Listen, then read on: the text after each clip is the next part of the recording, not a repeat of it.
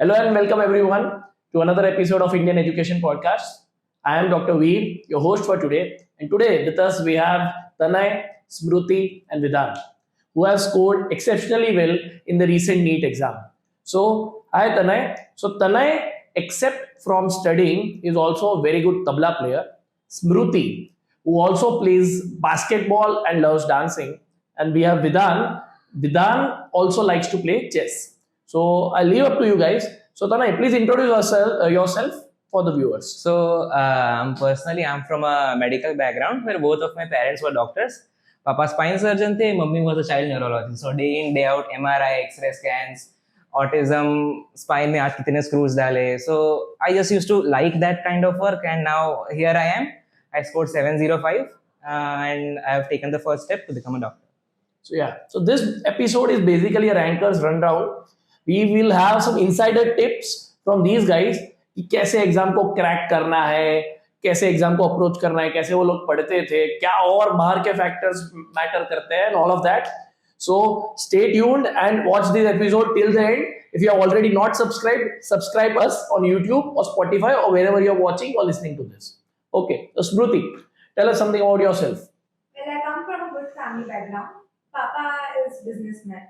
Mama is yoga instructor, and my sister is an architect pursuing urban design masters.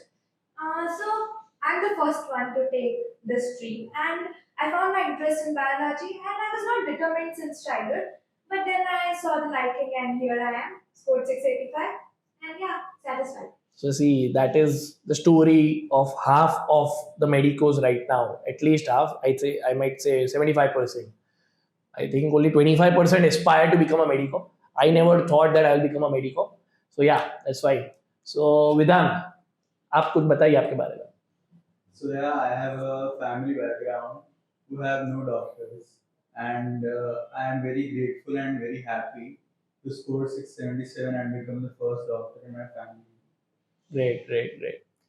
So I'm sure आज हमारे पास बहुत interesting tips आने वाली है आप लोगों के पास से काफी कुछ जानने को मिलने वाला है क्योंकि क्या चल रहा है आज कैसे अप्रोच करना चाहिए काफी सारी आपने जो गलतियां की है वो आप बताएंगे काफी सारे जो पॉइंट्स वर्कआउट किए जिसकी वजह से आपका रैंक आया वो आप बताएंगे so will start with the most interesting and most discuss topic कि जो पिछले काफी सालों से चल रहा है कि भाई इंस्टीट्यूट ज्वाइन करे या फिर प्राइवेट कोचिंग ले या फिर ग्रुप कोचिंग ले क्या करे एक इंस्टीट्यूट जहाँ पे तीनों सब्जेक्ट्स पढ़ा रहे हैं या तीन अलग अलग सर ले मैडम ले जो अलग अलग सब्जेक्ट्स पढ़ाते हैं I guess Tanay, you were in an institute and you guys were more into group coaching. So Tanay, what is your take on institutes? How are they beneficial? उनका क्या negative points रहते हैं आपको कितना फायदा हुआ इंस्टीट्यूट से आप क्या सजेस्ट करोगे इंस्टीट्यूट या something else So institutes are extremely focused towards cracking all the competitive exams. They have all the facilities and question banks and everything to support you and help you in the journey. So yeah, I think that would be my opinion on that. Any negative points? Well, the negative point would be as you are in a class of 250 students, everybody is getting the same education, the same question bank. It's an extremely competitive environment and you need to be mentally extremely strong to survive in that. Any partiality do they yeah, like you were a ranker, so were they focusing on you more or focusing on someone else who was not scoring very well less, something like that? True, unfortunately it is true. Because I was a ranker, I used to get extra attention on the doubt counters or something like that, and I used to get extra material. Now they may have another purview on that, but that is what I felt. Right. No, good to be honest. Great. So Smruti, you were into the group tuition thing, so why didn't you choose institutes? Like पूरा trend वो था सब ये कर रहे हैं and you still chose to do a group institute thing and you still scored well. What is your take on that? Well, I'm more comfortable in things where there are some students means less students and there is more attention. So मैंने इसलिए prefer किया था क्योंकि मुझे ऐसा था कि मेरे हर एक डाउट्स क्लियर चाहिए अब इतने सारे लोग होंगे तो फिर मुझे ऐसा था कि फिर हमारे पे अटेंशन जो होता है हर एक टीचर का वो थोड़ा कम हो जाता है एंड मुझे वो भी था कि वो लोग ऐसे कैसे पढ़ाएंगे जैसे अगर ग्रुप ट्यूशंस है तो हमें पता है कि वो लोग अच्छा ही पढ़ाएंगे बारे में टीचर्स चेंज होते हैं कभी कभी and all institutes like so I was more of की one teacher and some students, less students like that.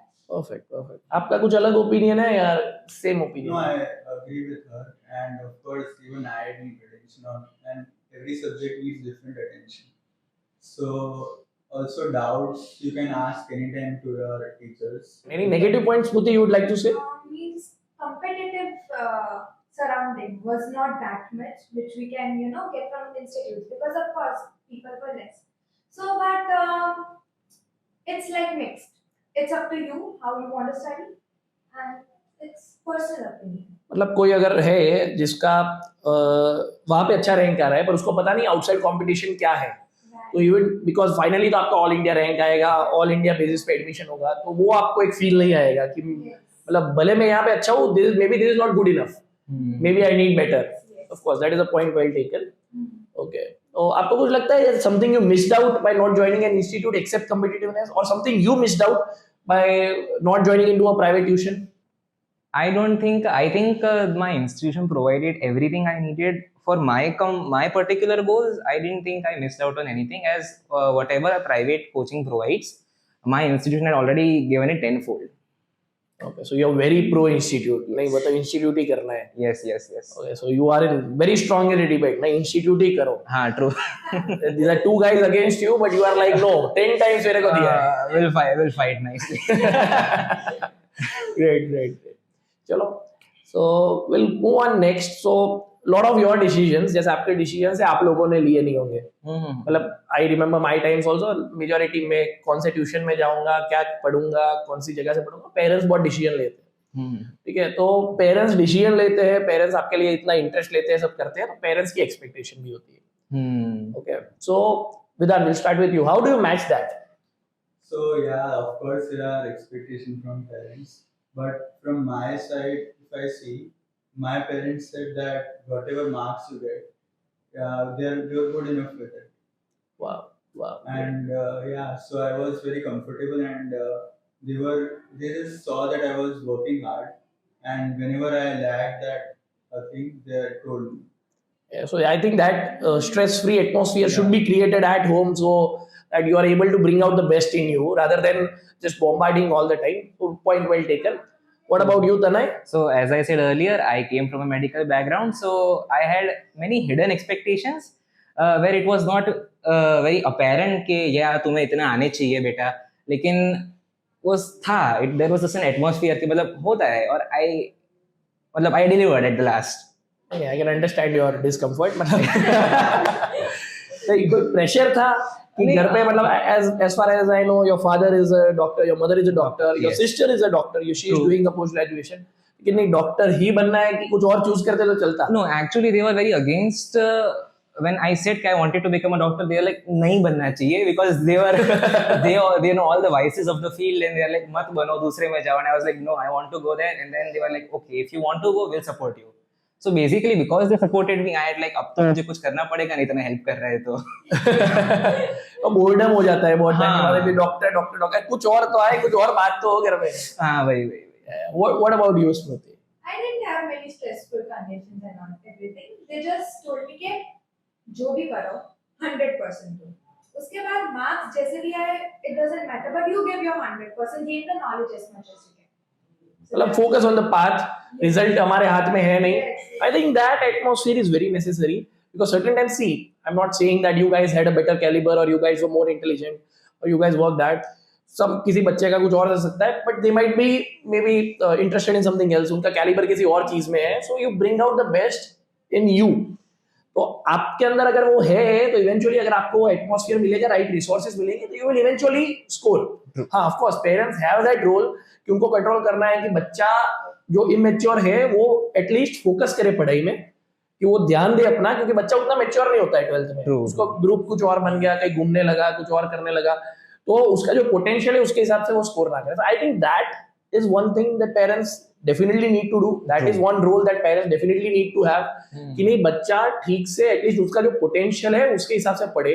But अगर एक्स्ट्रा प्रेशर आ जाता है, एक्स्ट्रा स्ट्रेस आ जाता है, तो I think it works the inverse. I guess you guys would agree. It's a very fine line between like getting out of your comfort zone and getting overloaded. Exactly. You need to work on that. Exactly. So वो चीज I guess very important है. Right. So when we come to calibre, कि हर एक बच्चे का calibre अलग है, ठीक है, सो सबका hard working, like there is this saying that talent beats hard work beats talent every time if talent does not work hard. So आप लोगों ने भी हार्ड वर्क किया होगा, but of course some of you might be having different strategies of remembering. So I guess there are 3 different paths: hard work, smart work and discipline. So जब भी कोई चीज पहली बार पढ़ते हो, फर्स्ट रीडिंग, तो मैंने वो देखा है कि first reading varies a lot among a lot of students. जो पहली बार पढ़ा उसका, कुछ लोग वो चीज को सिर्फ इसलिए पढ़ते हैं कि दूसरी बार रिवीजन फास्ट हो. किसी को पहली बार में काफी लोग ऐसा, मतलब वो हमारे घर पे वो फैमिलीज और सब आते हैं कि इसको तो पहली बार में याद रह जाता है. So how important is that first reading as per you guys? So we'll start with Tanay. The first reading should be extremely slow because you don't know the topic, you have not read it. You should just go slowly one by one. You should understand each line thoroughly and you should not try to remember it at that point. You should just, okay, ये मतलब ये कहना चाहता है अगर मैं next line पे जाता हूँ. और अगर if you are reading a good textbook, then what you should first do is you should read the summary. So that's a very good point. If you read the summary of the chapter first, before attempting the intro or everything, you just get a gist of what the chapter is about. Okay. What about you? आप पहले पढ़ते थे, फिर tuition में जाते थे, tuition में जाने के बाद आके पढ़ते थे, कैसे करते थे? Means it depends upon the subject. In physics, I would first go to tuition and then study. फिर chemistry में भी वही रहता था. Bio में I was more inclined because I focused on visualizing the concept, getting the story of it, and then I would like go on reading, and for the second time what I would do is that I would underline the keywords and all that. So different subjects I did different things like that. First time में underline नहीं करना है. No, First- means first time it depends, like हमें पता है कि ये important है, ये मतलब इधर से कुछ होगा ही, तो फिर अंडरलाइन करो. पर एक बार आपको स्टोरी पता चले फिर अंडरलाइन करोगे तो ज्यादा ऐसे कीवर्ड्स पे आप फोकस करोगे फॉर एमसीक्यू. फर्स्ट टाइम को दिल लगा के पढ़ो, हाँ, उस टाइम पे बस ये रिमेम्बर वो मत करो. उसके बाद आप जब सेकंड रिवीजन करो तब थोड़ा अंडरलाइन करो. हाँ. जी, पॉइंट वेल टेकन. विधान, व्हाट अबाउट यू? पहली जो पढ़ाई है कितना टाइम जाता था उसमें, और दूसरी पढ़ाई में सेम टाइम जाता था कि इक्वल टाइम जाता था? फर्स्ट पढ़ाई में बहुत ही टाइम लेता था मैं, and it was the most time I took it was in the first reading, and by time whenever I started the next reading, it took less time, and day by day it was time it got reduced. So I would suggest that first reading is very important, and you should go very slow, and in detail you should not miss any word. Right. If you read in detail, then I guess you have a great chance to strengthen your concept and a great goal. मतलब first reading में time देना चाहिए, ऐसा नहीं कि बस खत्म करना है. First reading is very important, ठीक है. और फर्स्ट रीडिंग में दिल लेके पढ़े as per your point, and whatever you read eventually you have to find a way कि आप सेकेंड रीडिंग में उसको कैसे टाइम कम कर सकते हैं. Great. So now coming to the next question कि अभी I guess there is more weightage of biology, lesser weightage of physics and chemistry. Okay, so biology ज्यादा पढ़ना चाहिए, वो गेम चेंजर है, कि फिजिक्स केमिस्ट्री गेम चेंजर्स है, कि तीनों सब्जेक्ट इंपॉर्टेंट है, कि एक ज्यादा इंपॉर्टेंट है, कम इंपॉर्टेंट है, कैसे फोकस करें, किसको ज्यादा टाइम दे? What is your take? Will start with you, Smriti. Yes, so biology is important, but there are phases of, like, if you start with 11th and all that, then you focus more on bio, and then eventually when you go ahead, तो हमें पता है कि हाँ bio में आप ऐसे पढ़ना है, ये होता है, तो फिर तब फिजिक्स और केमिस्ट्री को टाइम डिवोट कर. बायो का है 360 marks, it's like half, but then you have to score good in bio, but then the lead will be taken by physics and chemistry. Right. What is your opinion, Tanay? So I think bio should be your priority. मतलब मुझे आए हैं 705, I have 2 of my questions I have made mistake in biology, and because of that my rank have almost fallen 400. मतलब इतने high marks पे भी 400 rank नीचे आ गई ड्यू टू जस्ट बायोलॉजी. और मैंने तो मतलब बायोलॉजी को ही फोकस दिया था, फिर भी ये हुआ. तो I think you should just focus on all the 3 subjects perfectly. फिर जो एग्जाम में जो होता है that is not dependent on कि मैंने बायो ज्यादा किया था, केमिस्ट्री कम किया था. मतलब I think by your talk, मतलब एक चीज पे अगर बहुत ज्यादा फोकस कर दो तो सिली मिस्टेक ज्यादा हो जाती है. इनफैक्ट मतलब मे बी आपका इतना उस पे स्ट्रेस आ गया कि नहीं बायो है इंपॉर्टेंट है, तो ओवर थिंक करके गलत कर दिया. True, exactly. What about you, विधान? मैंने बहुत सारे मेरे फ्रेंड्स देखे हैं जो बायो पे ही सिर्फ फोकस करता है, फिर फिजिक्स और केमिस्ट्री लैग करता है, और फिर लास्ट में वही फिजिक्स और chemistry makes the difference. Okay okay. So you should focus. Of course, bio weightage is more, and उसके marks भी ज़्यादा होता है. But you should also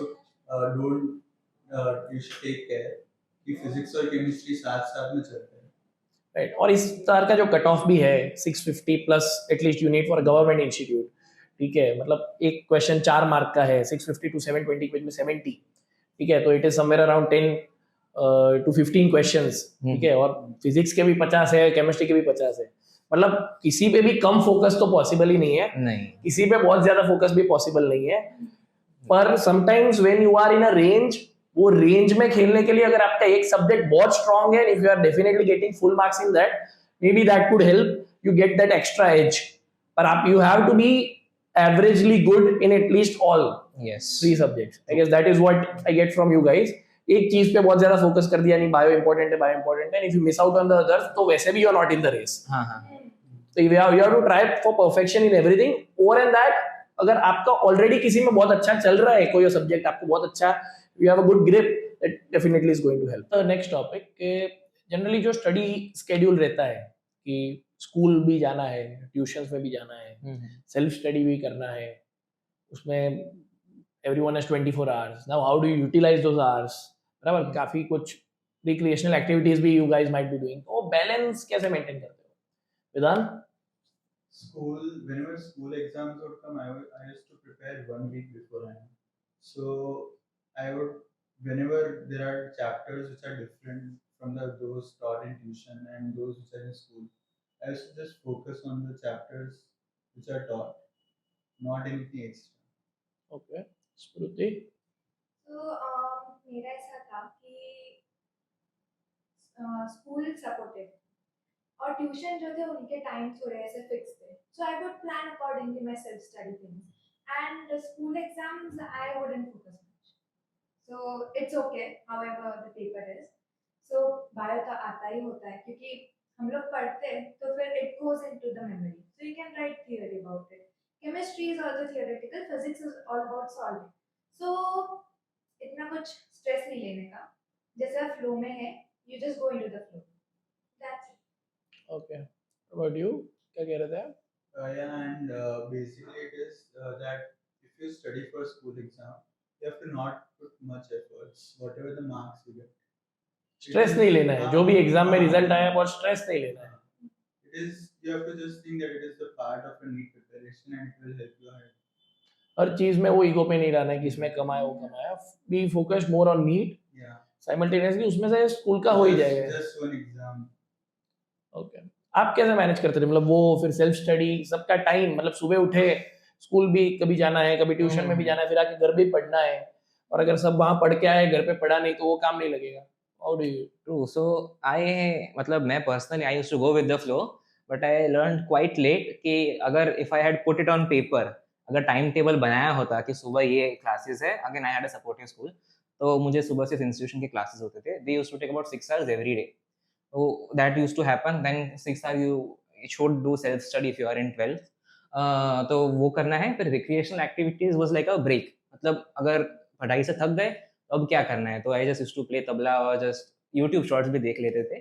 but या तो ये यूट्यूब शॉर्ट्स का है या जो भी है, तो उससे आंखें फिर पेन नहीं करने लगती है, energy, because these are all very high dopamine releasing things. True true. तो आप देखते हो तो आप मेंटली फटीग हो जाता है. तो आई थिंक क्या एक्सपीरियंस रहा आपका? True. But if it I think अगर टाइम कम रखे, मतलब अगर 5 मिनट देखो तुम 2 घंटे के study so like that you are saying. It's just like a refreshment for you. Right yes. Right right. फिर लेकिन मम्मी को मतलब दे देना चाहिए phone to have a control, because again dopamine releasing है, you just go on scrolling and scrolling. Exactly exactly. Time tables work करते हैं कि नहीं करते स्मृति? पर्सनल ओपिनियन, मतलब टाइम टेबल मैं बहुत ऐसा टाइम टेबल बना ली थी, बट गोल होना चाहिए कि ये दिन में ये खत्म होना चाहिए, इतने दिन में ये, मतलब ऐसे तुम कैसे भी करो, बस ये इतना फिक्स्ड रखो. उसके 1-2 दिन एक्सटेंशन इज ओके, बट तब आपको पता चलेगा कितना डेज बाकी है. मतलब लास्ट के मंथ्स में बहुत ऐसे हेल्पफुल होगा कि कितना बाकी है, कैसा करना चाहिए एंड ऑल दैट. मतलब वीकली गोल्स भी बनाते थे, मंथली गोल्स भी बनाते थे, और उसके हिसाब से डेली गोल भी बनाते थे कि आज इतना करना है, कि more of weekly thing. मतलब जितना हो गया है उतना तो मैं अच्छे से करूँ, और अगर टाइम मिले तो जो आगे कर रहा था तो वो एक ट्यून पे थे, इसलिए वो भी रिवाइज कर देने का. सो इट्स अबाउट कितना टाइम हमें मिलता है, but you have to work efficiently, do smart things, कि जहाँ पे टाइम कट हो रहा है उधर टाइम कट कर दो बस. As far as I remember from my days, मैं क्या करता generally, I used to divide the topics that something I know very nice, good, medium and bad. तो मेरे जो bad topics है मैं उस पे ज़्यादा focus करता था, उसको ज़्यादा time देता था. I don't know how you guys. नहीं true. Right. So I also have a similar opinion like Smriti. तो मैं दिन के मतलब last months में especially you need to like grind. So 5 chapters a day would be my optimal thing. So अगर मैं 5 chapter कर सकता हूँ तो I would add 6 chapters for in my timetable. So like कर लूँगा तो हो जाएगा, नहीं होगा तो देखा जाएगा. तो my timetables were never followed. जितने भी बनाए एक timetable even for one day I have never completely followed it. Till my NEET exam, what was in my timetable I had not completed. So I just wrote a message to my mentor कि ma'am अभी बाकी है थोड़ा syllabus, सो जाओ. She was like अब क्या कर सकते हो. Then I went and gave the exam that way. I agree with that because see 12 years of schooling and after that I did 12 years of medical schooling. Okay, so इतने 24 साल के अंदर मेरा भी कभी टाइम टेबल फॉलो नहीं हुआ है, but I have always over targeted. True. आप 100% टारगेट करोगे तो 80% करोगे, 120% टारगेट करोगे तो 100% करोगे, फिर भी आपको लगेगा ये 20% रह गया, but you have achieved your maximum. मतलब आप टारगेट हाई करो, कभी भी एक्सपेक्ट मत करो कि सारा का सारा होगा, क्योंकि माइंड ही ऐसा है, थोड़ा करने के बाद अभी इतना चलेगा, एंड में कर लेंगे. And even in the weekly thing what I have observed in my pattern is कि आप जब एक चीज रह जाती है वो 20%, आप सोचते हो कि नेक्स्ट वीक में ये करूंगा, तो वो पूरा वीक कभी भी निकल जाता है वो 20% में. रादर वो छोड़ के वो एंड में लेफ्ट ओवर्स करो, something like that.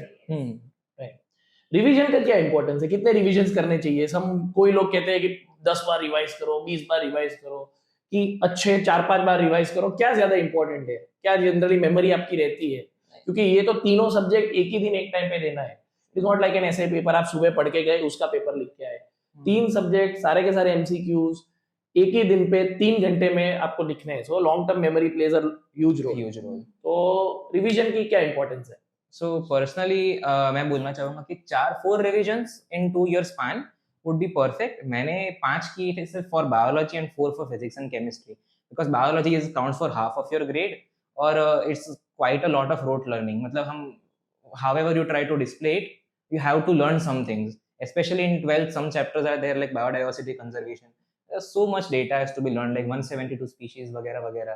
You have to learn it day before. You'll have to learn it properly. You'll have to learn it more times than your normal subjects. मतलब ऐसे आप भी रिवीजन का वो schedule वैसे रखते थे कि जो ऐसे रटने वाले टॉपिक्स है वो लास्ट डेज में? मतलब मैं उसे ट्रिक्स में ज्यादा कन्वर्ट कर देती थी. लाइक ऐसे कोई ट्रिक बना दिया है and everything, like I have not that mind कि I can learn everything, so I memorize it using tricks. और वो लास्ट मोमेंट पे रिवाइज करने पड़ते थे या लॉन्ग टर्म मेमोरी में चले जाते थे? It would go in long-term memory. Okay, so that is how it worked for you. Yes. What about you, Vedant? Yeah, the more you revise, the more it goes near. It has a chance to go in a long term memory. So more number of revisions, even more than 4, 5, 6 maybe. Almost 4 are enough according to me. I did 4, but there are many people who require less revisions and they can score more also. So So 4. it depends on people to people. Yeah, one size does not fit all. Right. मतलब नहीं 11th से लेके final exam तक 4 रिवीजंस या कैसे? 4 रिवीजंस only in 12th? No, 4 revisions of bio, though you will revise a lot. You will give that much test. You will think that this is also less. मतलब वो तो ऑफ कोर्स हाँ, आप हाँ. वो तो राइट पॉइंट टेकन वेल कि कितनी भी बार रिवाइज करोगे, हर बार नया पढ़ोगे, हाँ, आपको हाँ, लगेगा हाँ. कुछ ये तो पढ़ा ही नहीं था, हाँ, ये ये तो पता ही होता नहीं है. था. Yeah, that is going to happen. But still 4-5 revisions are something where you will reach somewhere near your goal कि अभी जो करना है वो. एग्जाम डे पे जब आप जाते हो तो एग्जाम डे के जस्ट पहले के दिन में क्या माइंडसेट होता है? जब ट्रैवल कर रहे हो तब क्या माइंडसेट होता है? जब वहां पे 2 घंटे बैठे हो तब क्या माइंडसेट होता है? So I would like to say कि my institution, कि मतलब मैं institution में था, that was a very big advantage for me on this day, because इतनी tests दी है in the last 2 years. मतलब I beyond counting, or last 3 months में it was huge number of tests. I personally did not give many of them, but वो एक point पे normalise हो जाता है वो schedule. So even before one day of the examination you like कल LNT mock test है, तो मतलब बस वही देने जा रहा हूँ, फिर वापस घर आ जाऊंगा और क्या. Right right right. आपका क्या कहना है? मेरा ऐसा था कि हम लोग तो रोज टेस्ट देते थे, बट देन ऐसा थोड़ा होता था कल है ये बाकी है ये बाकी है. But my thing was like I prefer to sleep whenever there is anything like that. So I slept nicely and I woke up and I said that it's just a test and it is your preparation that is going to matter, not how it is, you know, that would it be difficult, would it be easy and everything. It was not like that. So I listened to soothing music and everything when I was in the car and उधर गए उसके बाद कुछ ऐसा सोचना ही नहीं है. You have to distract yourself Yes, basically. distract. You see, you know, the surroundings. It's nice. You think about what you are going to do after the exam, but don't think of the exam. Right right right. Perfect. Yes. And as you bring that up, sleep, proper eating, ये सब का कितना importance है? Sleep and proper eating, I would say, it is very important because sleep, अगर आप लेते हो, it keeps your mind in the right mindset. और वो अब जो एक एग्जाम है, एग्जाम जब आने वाली है उसके काफी दिन पहले से आपको स्लीप पैटर्न सेट करो. जब एग्जाम है आपका होता है वो थोड़ा एक्टिव टाइम हो, वो सब करते थे कि नहीं? वो No, sleep तो मैं almost 7 hours I would keep. There would be some days where I would wake up late, but I would then keep sleep accordingly and manage accordingly. और अगर food की बात करें तो food, if you are even ill for 2 to 3 days, you have a lot of backlog. So if you eat the right food, then it will almost keep an edge ahead of the others. right. आप you wanted to say something? Yeah, so I said my mother was a doctor. She was a neurologist particularly. So she said, तनय अगर नहीं होगा chapter तो चलेगा, लेकिन अगर नहीं सोएगा तो the thing that you have learned will not go into your hippocampus. Right? So it's better that you sleep properly rather than just finishing the chapter नहीं, I totally agree. in the long term. मतलब मैं तो जो पढ़ता था, मैं आपको बताऊं तो मैं रात को 8-9 घंटे सोता था, फिर वापस पढ़ के उठ के मैं दोपहर को वापस 2 घंटे सोता था. तो मुझे लगता था मेरी एफिशिएंसी बढ़ेगी, मैं और मेरी बढ़ती भी थी. हाँ हाँ. तो ये माइंड का फटीग आ जाता है. So if you want to actually read for 10-12 hours, you cannot read it on a stretch. You need a break, and that break, the best break is sleep. मतलब मुझे तो ऐसा बोलते थे कि तू कम सो, because my natural tendency to every stressful situation I would take a nap. Right. It would sort out things क्योंकि हम जब उठेंगे तब सब कुछ refreshed होगा and then you can just study. No need to think about it. Perfect. Now we'll go to the next topic. So abhi online resources are coming up. Okay, now you guys are also becoming technology driven.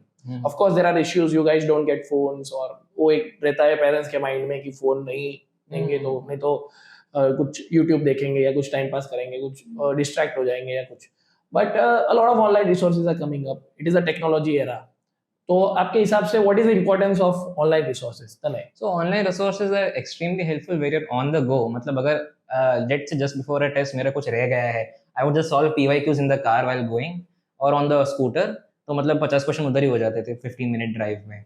And then अगर कुछ class में जैसे रह गया है, मतलब अगर तुम क्लास में ऐसे ही जोन आउट हो गए एज यूजुअल, तो फिर रह गया लेक्चर, मतलब समझ नहीं आया क्या हुआ, तो इट वुड बी वेरी, मतलब जो लेक्चर्स अवेलेबल है ऑनलाइन फ्री में पेड जो भी है वो देयर सो गुड. अगर तुम 2x उधर देख लो, your time is saved and जो नॉलेज आती है चैप्टर्स की, मतलब इट्स वेरी क्लियर. उसके बाद it's very easy to go forward. Online question banks जो है, तो क्वेश्चंस अगर आप ऑनलाइन सॉल्व करते हो, बुक में से पढ़ते हो आप, तो बुक में एक क्या होता है लाइटिंग और वो सब चाहिए. इसमें लाइटिंग है, आप कंफर्टेबली सॉल्व कर सकते हो. तो आपका क्या कहना है ऑनलाइन क्वेश्चन बैंक्स के लिए? मतलब ऑनलाइन में मेरा ऐसा है कि हम लोग कहीं पे भी होते हैं, we can solve it like he said कि गाड़ी में भी सॉल्व कर रहा था वो सब. तो एक चीज है कि वो पोर्टेबल होता है and it can also you know summarise everything. सब लिंक बैठा सकता है एंड देन चैप्टर वाइज सब सब्जेक्ट्स मिक्स अप ना हो, तो हाँ it's good.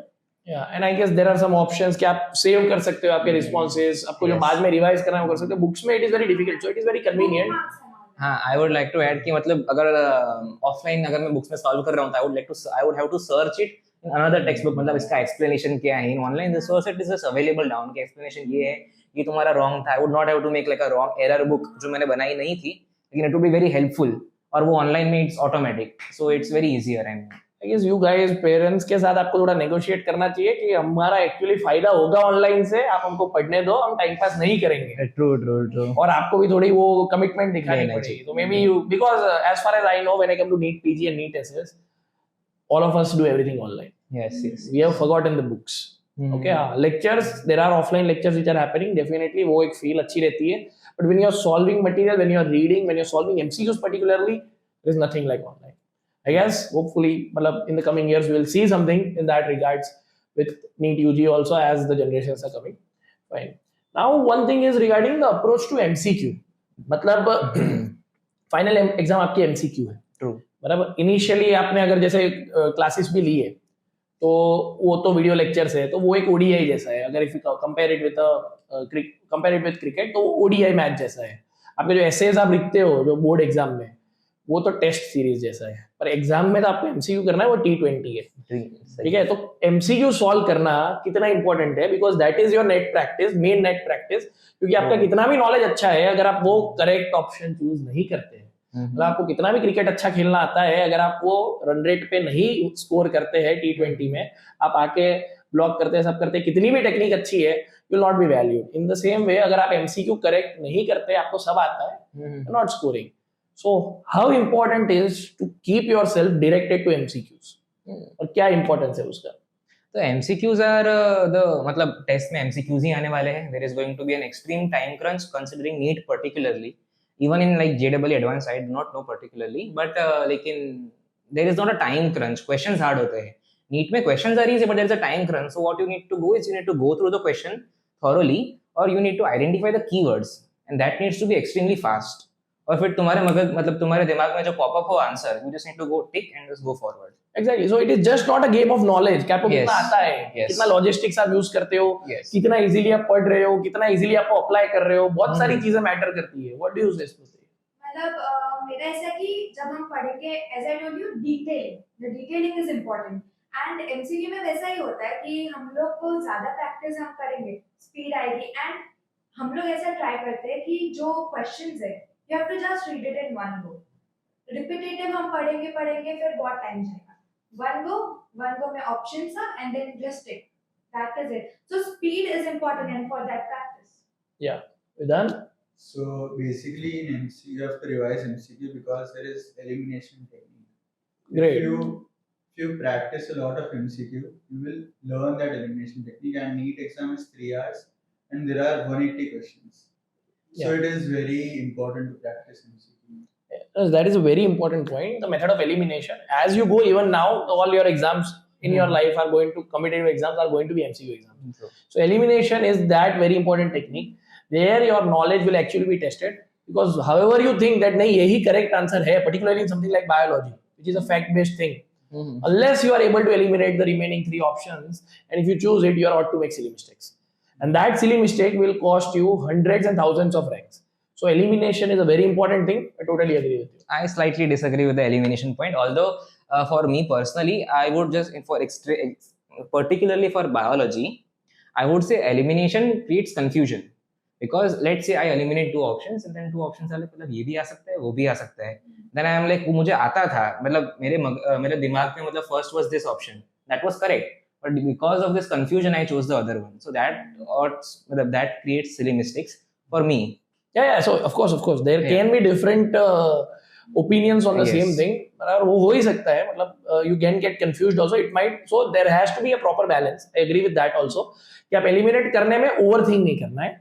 If you are eliminating with a proper system, a question जैसे Smruti told, you read it in one go, you read the options, you start eliminating, read the correct answer है, choose करो, ना overthink करो, ना fast करने में over confidence में silly mistake करो. वो balance reach जिसका हो गया, वो जो MCQ की जो grip जिसकी आ गई, is definitely going to do well. So yeah, same thing as we started with, it is not just a game of knowledge. Lot of factors play, और वो सारी चीजें you need to work on, you need to focus on. सिर्फ पढ़ के जान के कुछ नहीं होता है. All of these factors are important. Correct.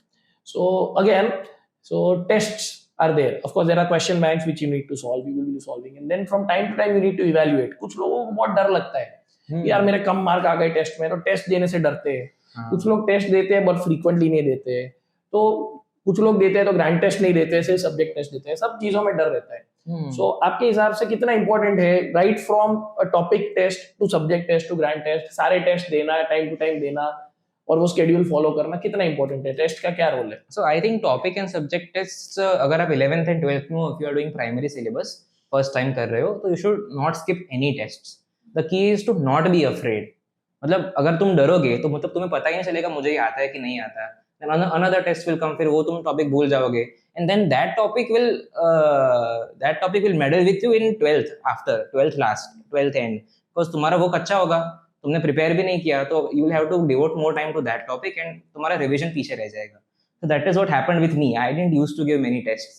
मतलब मैं खुद डरा हुआ रहता था यार कम मार्क्स आ गए तो फिर लोग बोलेंगे. Again I told there was a discrimination between rankers and the normal people in my institution. So I was like अगर मैं उनमें आ गया तो फिर there would be problem. सारी इनसिक्योरिटीज खुद की है, खुद का इवैल्यूएशन है, इवेंचुअली देनी तो है ही. अगर नहीं दे रहे हो तो खुद का ही लॉस है, किसी Yes, और का लॉस yes. नहीं है. तो you continue. Yes, so topic wise भी देनी चाहिए, चैप्टर वाइज भी देनी चाहिए, तो पूरे टॉपिक का एक लिंक बैठेगा. एंड देन सब्जेक्ट वाइज देंगे हम तो ज्यादा ऐसे क्लियर होगा. और जो ग्रैंड टेस्ट होता है वो बहुत इंपॉर्टेंट होता है. लास्ट में जब हमारा पूरा सिलेबस, आई वुड ऑप्ट कि तुम लोग सोर्सेज चेंज करो बाद में, एक टाइम के बाद, तो आप ज्यादा क्वेश्चन बैंक से एक्सपोज होंगे. एंड देन उसमें आपको वो इंश्योर करना है you don't mix up things, like thermodynamics is in both physics and chemistry, but you have to differentiate it, like, so don't mix up things. and grand test दो तो फिर तुम्हारा जो डर है नीट में क्या होगा कैसे होगा वो सब धीरे धीरे it will be less, like, so you'll be able to manage your time और सारे ये इनसिक्योरिटीज कम होगी और थोड़ी एग्जाम लाइक फील आएगी. हाँ. तो नीट थोड़ा लाइट लगेगा. या so all of those points are well taken. So basically test देना है, टाइम पे देना है, अगर नहीं दे रहे हो तो खुद ही का लॉस है. ठीक है. तो कमिंग टू दैट, उसमें पीयर ग्रुप का एक रोल होता है. कभी कभी आप जो पीयर ग्रुप के अंदर हो, आजू बाजू वाले भी नहीं दे रहे हैं, मैं भी नहीं देता हूँ, या फिर आजू बाजू वाले नहीं पढ़ रहे, मैं भी नहीं पढ़ रहा हूँ. और फिर 11th 12th वो टाइम होता है जब कभी कभी नया नया फोन मिलता है या कार मिलती है या टू व्हीलर मिलता है, सब देखने लगते हैं कि यहाँ पे घूमना है वो घूमना है.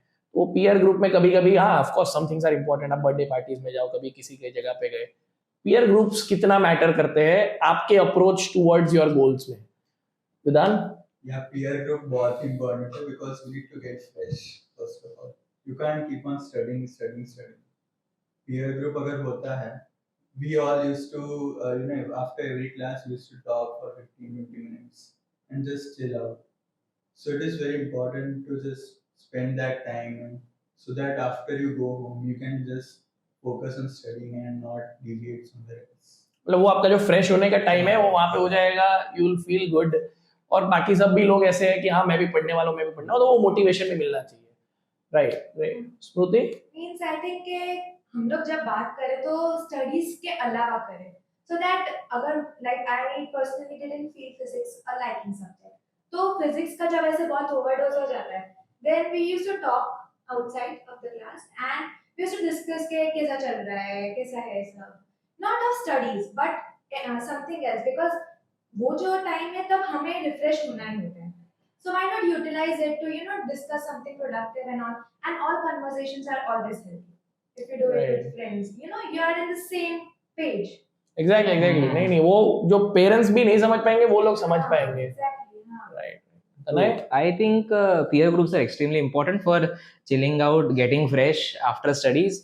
But the people you have around you should have the similar goals. मतलब अगर वो बोल रहा है 1 घंटे में क्या है अभी कर लेते हैं, 1 घंटे में होता है काम होता है. ऐसे मतलब there should be a balance between the pleasure and the studying part. नहीं पॉइंट परफेक्टली टेकन कि उनके और आपके गोल्स सही होने चाहिए. अगर उसको ऐसा है कि मेरे को भाई जैसे आपको मेडिकल करना है, मेडिकल मेरे को एकदम टॉप कॉलेज से करना है, उसको ऐसा है कि नहीं मैं तो कर लूंगा जहां से मिलेगा, so that will bring you down. Yes. अगर आपके गोल्स सिमिलर है फिर थोड़ा बहुत इधर उधर की भी बातें कर ली तो फर्क नहीं पड़ता है, but he will at least not try to bring you down. True. Okay. And maybe कई बार उल्टा भी होता है, किसी के गोल अच्छे नहीं है तो अगर दूसरा बंदा उसको पुल अप करे, yes, it can work both ways. Right. So coming again to the peer group. So peer group से बात करते हो तो कभी कभी वो स्ट्रेस भी आता है. ठीक है. कोई ऐसे होता है कि नहीं मैंने तो पढ़ा ही नहीं है, मैंने तो ये भी नहीं किया है. कोई ऐसा होता है कि कुछ नहीं का फिर एंड में मार्क्स अच्छे आ गए. कुछ ऐसा बोलता है, कोई झूठ बोलने वाला होता है, मैंने कल 18 घंटे पढ़ा. तो वो जो माइंड में कभी कभी वो बात करने से या फिर क्लास में सिर्फ बैठने से कभी कोई आंसर कर दिया किसी ने, तो पेरेंट्स का तो ठीक है, हमको खुद के अंदर बहुत वो कंपटीशन और स्ट्रेस डेवलप हो जाता है। होता था आपको, कैसे डील करते थे? होता था। The best way to deal with is एक कान से सुना दूसरे कान से बाहर, ये बेस्ट है। You would agree? हाँ, मतलब हमारे में थोड़ा कम होता था, बट कंपटीशन तब क्रिएट होते जब हम लोग हर एक लोग से पूछे तुम्हें कितने मार्क्स है, तुम्हें कितने, so don't ask, you just compare with yourself, be like what it is, and बस इतना कुछ हर जगह पे जाके ऐसा सब नहीं करना। मतलब आपको उनके साथ वैसे भी कंपटीशन नहीं है, you are competing all India. Yes. उसके ज्यादा इंडिया पाकिस्तान थोड़ी ना है कि इससे एक मार्क ज्यादा आ गया तो यू आर हैप्पी, फिर भी आपको शायद एडमिशन नहीं मिलेगा, और अगर उससे एक मार्क ज्यादा आ गया दोनों को भी मिल जाएगा, तो you are eventually competing with the larger aspect of all India group. वो उसका कोई मतलब नहीं है, राइट विधान? Yeah, I think you should find your type of people more. It will help you more. Definitely. चलो ठीक है, अभी इस बार तो you guys I guess would get your dream college, your dream branch, okay, but suppose आप सोचो दो सिनेरियोस, इस बार एडमिशन नहीं मिला होता, ड्रॉप लेना पड़ता, या फिर भगवान ने आपको चांस दिया, God give you a chance कि you can relive this 2 years and you can re-prepare for this 2 years, what things would you do more, what things would you not do? क्या गलती आपने की जो आप नहीं करते, और क्या चीजें आपने सही की जो आप ज्यादा करते? स्टार्ट विद यू विधान। पहले तो in 11th I had made one mistake. I used to focus entirely on marks. Keep this marks I want, and whenever I would not get my expectation, I would be little sad. But then I realized that instead of marks, you should focus on the mistakes you have made, and then you should work accordingly, and you should ensure that mistakes you do not make afterwards. Right, Smriti?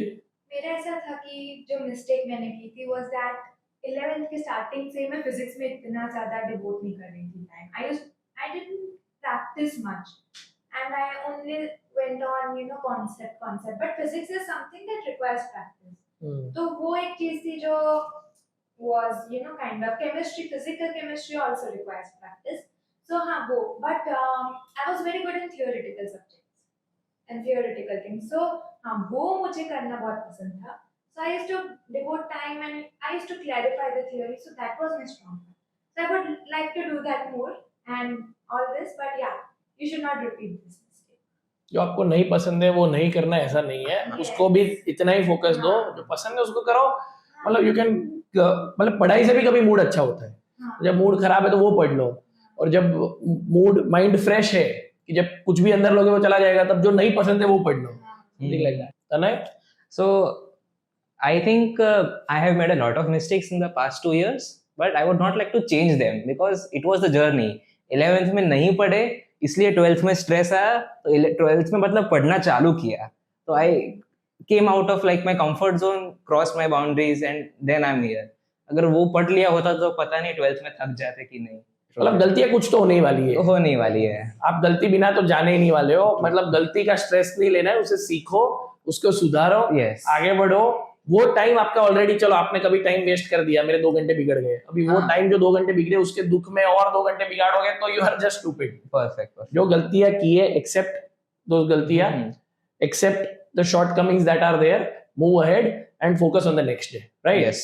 I guess मेरा वो भी था कि you should take breaks. मतलब मेरा ऐसा था कि हम लोग ऐसे पढ़ कर रहे हैं, बट ऐसा नहीं होता है। मतलब like 3 months मैंने vigorous ऐसा किया सब, then 10-15 days I would like relax my mind and I would like go on easy, because क्या होता है कि मेरा ऐसा है कि हम लोग अगर फिर पढ़ करेंगे तो फिर efficiency कहीं ना कहीं मेरी compromise होती है.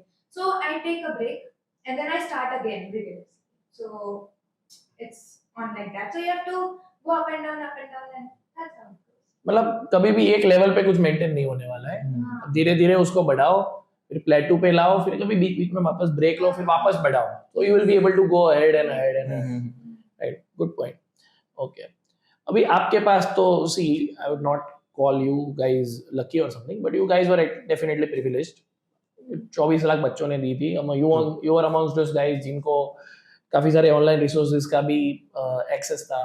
You guys had the access to personal coaching, you had the access to institutes, so many material, जो भी चाहिए था, your parents could bring it to your footstep.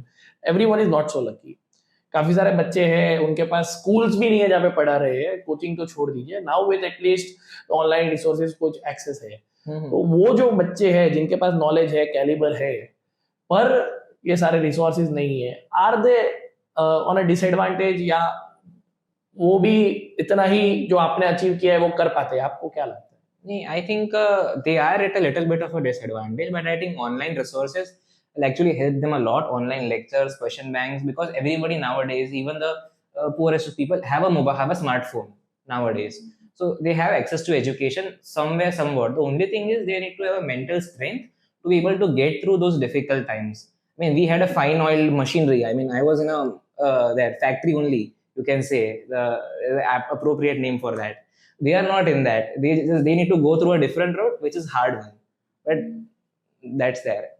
Yeah, of course. But Yes. at least with all of these online resources coming up and with technology, education has become more accessible. True. अभी उनको कैसे वो access को वो convert करके they come to the right spot and they score well, उसके लिए अगर थोड़ा बहुत गाइडेंस साथ में मिल जाए तो that would be the best part, I think. What do you से? मींस जिनका ऐसा है कि सेल्फ स्टडी से सब काम होता है, then they are very fortunate, they can devote time to all this. like हमारा ट्रैवलिंग भी होता था, वो सब भी होता था. सो सेल्फ स्टडी अगर होता है, माइंड पे कंट्रोल होता है कि नहीं मुझे कोई कहीं से डिविएट नहीं होना है, क्योंकि हम लोग अगर घर पे ही होते तो फिर चलो ना ब्रेक ले लेते. That motive comes, means if you go to institutions and everything, तो उधर पढ़ने का ही माहौल होता है, तो उतनी स्ट्रेंथ होनी चाहिए. बट ऑनलाइन रिसोर्सेज होते हैं, वीडियोस होते हैं बहुत अच्छे, सो दे कैन एक्सेस दैट और फिर खुद कर सकते हैं, क्योंकि it's all about NCERT text book. Right, मतलब कोर्स इतना ही है. Mm-hmm. व्हाट डू यू से विधान? ऑफ कोर्स ऑनलाइन रिसोर्सेज तो बहुत ही है, और ऑनलाइन मॉक टेस्ट भी इतने सारे आ गए हैं कि there are many options for them too, but they should have the hard work and the fire inside them कि वो उस लेवल तक टाइम डिवोट कर सकेंगे. बस मे बी वो चीज का उनको मोटिवेशन मिले कि वो चीज वैसे टाइम की कोई कमी नहीं है, but same time what you guys have देड हैव, अगर उसी टाइम में कैसे वो यूटिलाइज करना है, कैसे गाइडेंस मिलेगा, तो maybe they will be able to do it in a better way with the online resources which are there. जो आपको ऐसा कोई रिसोर्स है जो आपको हेल्प कर रहा है कि आप अच्छे से घर पे बैठ के सेल्फ स्टडी करके you can at least gain that amount of knowledge and that amount of practice. अगर उसके साथ अगर आपको राइट गाइडेंस भी मिल जाती है तो you will be able to reach wherever you are reaching, and maybe with the time, with the upcoming years, we will see that gap closing. जो आप लोगों को या जो भी बच्चों जिनको ये कोचिंग और सब मिल रहा है, उनको जो एक्स्ट्रा एज है, maybe over time as education becomes more and more accessible, that gap will close, I think. True. You guys agree? Yes, yes. The best advice to give them is to don't give up. Basically, they should not mind people like us who have a little edge over them. They should just keep on going, keep on improving, and they can do it. They will do it. We have people, we have colleagues who have done it, who have gotten more marks than me, who are from a very, very humble background, and they just did it with those surroundings and everything. If you're going to achieve it, you're going to achieve it. Yes. Just believe in yourself. Yes. Chalo, that is a very good positive point. So with that, we'll finish all of this discussion regarding the exam. We'll talk about such fun things about you guys. मतलब अभी finally हो गया, चलो अभी admission मिलने वाला है, अभी कॉलेज में जाने वाले हो, तो क्या फोकस है? कॉलेज लाइफ एंजॉय करना है कि अभी भी, क्योंकि अभी तो trust me this just a beginning, अभी तो एमबीबीएस है, फिर स्पेशलिटी है, बहुत कुछ देखना है. क्या सोचा है कि कॉलेज लाइफ एंजॉय करनी है कि बैलेंस करना है कि नहीं अभी पढ़ाई करनी है? नहीं नहीं, अभी तो बैलेंस करेंगे. Will just go out. I mean I think you should give your opinion. I mean आपने तो सब ऐसे कर नहीं, लिया. मैं तो ओपिनियन दूंगा, आप लोगों ने क्या सोचा है? हमने तो अभी फाइनली हो गया. जी जी जी. 2 साल से जो वेट कर रहे थे, अभी आ गया वो टाइम, एडमिशन मिलने वाला है, कॉलेज स्टार्ट होने वाली है, अभी क्या सोचा है? मतलब बैलेंस करने का सोच रही हूँ. पढ़ाई भी उतनी इंपॉर्टेंट है, टाइम थोड़ा कम है आई थिंक फर्स्ट ईयर में, तो पढ़ाई भी करनी पड़ेगी और साथ साथ में एंजॉय भी करेंगे, दोस्त भी ऐसे ही मिले. Boring boring balance. आप क्या करने वाले हो? मेरा भी वही है, मतलब स्टार्टिंग में से फ्रेंड्स तो होंगे, बट पढ़ाई भी करनी होगी. मतलब अभी आई डोंट नो कि मैं कैसा करूंगी. आएगा तो पता चलेगा. आएगा तो इट्स अपॉन माय इंस्टिंक्ट्स. आप क्या कहते फर्स्ट ईयर है तो ऑफ कोर्स एंजॉय तो करना ही. हैं? साथ साथ में बैलेंस भी, जैसे 2 साल बैलेंस किया था वैसे ही बैलेंस करना, ऑफ कोर्स बैलेंस ही, क्योंकि अभी 5 साल है तो फर्स्ट ईयर ऐसे नीट के बाद जो 2 महीने होता है उसमें ऐसा लगता है कि अभी पोस्ट नीड इनर्शिया होता है, तो ऐसा लगता है कि जस्ट एंजॉय, फिर ऐसे बाद में वो ट्रैक पे आना भी बहुत इम्पोर्टेंट होता है। Right. So देखो, what I would suggest is like the question that can come to me, what I would have done better, or Yes. what I would have not done. So see, I was much in the college mindset. नहीं, अभी तो college ही enjoy करनी है, because मैं तो मेरे मतलब I was always into extra curricular activities, पर बहुत पढ़ाई की थी 12th तक, तो वो कॉलेज में आके वो देखा कि नहीं अभी तो एंजॉय करना है. I open my eyes very late, maybe in the final year. Eventually, I was able to cope up and I was able to compensate for the time I had lost.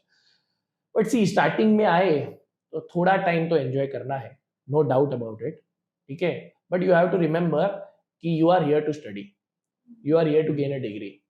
तो वो जो focus है भले कम पढ़ो, मैं तो कह रहा हूँ आधा घंटा ही पढ़ो, 2.5 घंटे एंजॉय करो, पर वो जो एक रिदम रहेगी ना, you have to be in touch with studies. फिर वो धीरे धीरे आधे का एक का दो, फिर भले बीच बीच में कभी वो एंजॉयमेंट का टाइम है, कभी कल्चरल फेस्ट है, कभी डेज है, कभी पिकनिक है, कभी घूमने है, तब ठीक है, you can take a break as she said, but read every day. और वो जो कंसिस्टेंसी है ना, that is what matters at the end. Now it is not about knowledge, भूल जाओ, it is only and only about hard work and smart. ठीक है, आप गए वहां पे, आपका फर्स्ट रैंक है कॉलेज में, या 10th रैंक है, या 150th रैंक है, 5.5 years के एंड में सब अलग होगा.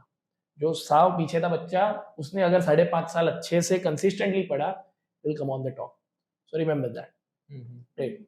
क्या है फ्यूचर एस्पिरेशंस, मतलब MBBS है, क्या सोचा है लाइफ के बारे में, डॉक्टर बनना है, क्या बनना है, कि अभी से कुछ सोचा नहीं है, कौन सी फील्ड करनी है? नहीं नहीं, ऐसे मतलब I just want to follow in the my father's footsteps. Spine surgeon है, स्पाइन सर्जन ही बनना है पहले से. Okay, yes, you want to become a surgeon, yes, you like that cutting and all. हाँ बस another sort of मम्मी का नहीं adrenaline. सोचा है, mummy No, mummy neurosurgeon also, but I just like this, you know, like agar I have seen the OT and operating table patient and I just get a rush, you know. Yeah, You see that. It's a different type of rush. आपने कुछ सोचा है? नहीं, मैंने अभी बहुत ऐसा कुछ सोचा नहीं है, बट बस अच्छा डॉक्टर बनना है, अच्छे से सब करना है और सर्व करना है. परफेक्ट परफेक्ट, ऐसा ही होना चाहिए. ठीक है, ये तो इसको तो देखा हुआ है तो पता है, बाकी जनरली लोगों को नहीं पता होता है, फिगर आउट बाद में ही होता है. आपने कुछ सोचा है? मैंने भी कुछ खास नहीं सोचा, अभी आगे जितनी भी नॉलेज है उस हिसाब से आई विल नो किसमें इंटरेस्ट ज्यादा है, तो उस हिसाब से किसमें जाना है. Perfect perfect, take one day at a time, eventually पता चल जाएगा कहाँ जाना है, कहाँ लाइफ ले जाने वाली है. और आपको भी बता रहा हूँ, एंड में कुछ और भी हो सकता है. हाँ, वो तो possibilities have been mapped out. राइट. चलो great. So finally to end with, आप लोगों का what is your message, because इस बार 24 लाख थे, नेक्स्ट टाइम शायद 28 लाख होंगे. बहुत सारे बच्चे प्रिपेयर कर रहे हैं, बहुत सारे बच्चे आपको सुन रहे हैं. आपका क्या मैसेज है उनके लिए कि वो अपने गोल्स अचीव कर पाए? इवेंचुअली देखो, वो 28 लाख में से 1 लाख बच्चों को एडमिशन मिलने वाला है, बराबर, जो भी है, पर वो 1 लाख में आने के लिए 28 लाख बच्चे काम करें, और कोई भी आ सकता है. वो सारे बच्चे जो आपको सुन रहे हैं, आपका उनके लिए फाइनल मैसेज क्या है विधान? जस्ट स्टे काम, मोटिवेटेड रहो और कुछ ऐसे टेंशन मत करो. अगर फुल हार्ड वर्क करोगे तो होने ही वाला है, और ऐसे पैनिक भी बहुत मत करो. 2 साल है बस, कमी है वैसे समझो, हो जाएगा. What about you? मेरा ऐसा ओपिनियन है कि स्ट्रेस थोड़ा होना चाहिए, तो हम लोग ऐसे ज्यादा स्टडी पे मोटिवेट होंगे, बट बहुत मत करो. ऐसा है कि ये साल नीट में बहुत ऐसा सब हुआ है, तो नेक्स्ट ईयर हार्ड होगा, वैसा होगा. तो इट्स नॉट ऑलवेज कि हमें फिर डिमोटिवेट हो जाना है. डिफिकल्ट होगा सबके लिए, होगा इजी होगा सबके लिए होगा. तो फिर तुम लोग बस अपने आप प्रिपेयर करो, अच्छा अपना 100% दो, and that's it. Exactly, the main thing तो वही है. इतना स्ट्रेस भी मत लो कि प्रॉब्लम हो जाए, और थोड़ा स्ट्रेस तो लेना चाहिए क्योंकि पढ़ने के लिए. लेकिन एंड में 28 लाख हो, 24 लाख हो, 30 लाख हो, 1 करोड़ हो, मैं तो बोलूँ हमें तो बस अपना बेस्ट करना है. That is the end goal. अगर अपना बेस्ट किया तो there is no regrets. Any great points by all of you guys. So basically it is a marathon, it is not a 100-meter race. आज पढ़ लिया 6 घंटे, कल नहीं पढ़ा, नहीं होने वाला है. रोज पढ़ो, दौड़ते रहो. जो कंसिस्टेंट है, जो दौड़ता रहेगा, जो अपने गोल को देखता रहेगा, वो वहां पहुंचेगा. और one thing I always recommend, what I have also done, जो भी अपना गोल है, जहाँ पे पढ़ने बैठते हो, वो टेबल के ऊपर वहां पे एक पेपर लगाओ, वहां पे गोल डालो, और always achieve target for more. मैं तो हमेशा लिखता था कि I will come all India rank 1, उसके बाद 50वां आया तो भी अच्छा ही है. ठीक है, सो डू दैट, एंड जो भी है आप एम करो high, and you will definitely get that. Believe in yourself and you will be there. Okay, so that was a very great discussion. with Yes, you guys. yes. Thank you, Tanay. Thank you, Smruti. Thank you, Vidhan. Thank you, our viewers. If you like our episode, please share it with your friends, whoever you think might benefit from this. And if you have still not subscribed or liked, please subscribe if you're watching or listening wherever on YouTube or Spotify. And we'll see you soon in the next episode. Till then, bye. Have a nice day.